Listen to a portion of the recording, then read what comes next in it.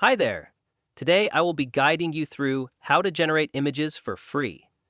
So for this, I will use two different websites, and by using these you can generate images for free. The first that I will recommend you to use is Leonardo AI. This website gives you 150 tokens, and with the help of these tokens, you can generate multiple images. The second one that I suggest will be Sora. It's by the ChatGPT. You can use this for free in order to get access of Sora. Move to GPT and hit Sora from left side. And this one is the first interface of Sora. Now, how can you generate images? Click on this option, Images, and here write the image prompt which you want to create.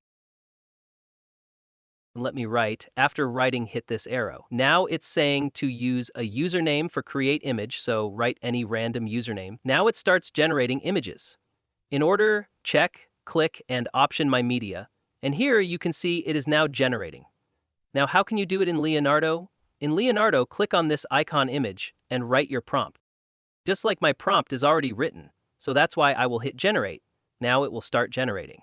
Let's move to the Sora and check the image generation is completed or not. It's still in processing, and 52% is completed. You can see the image has been generated, and it looks ultra realistic.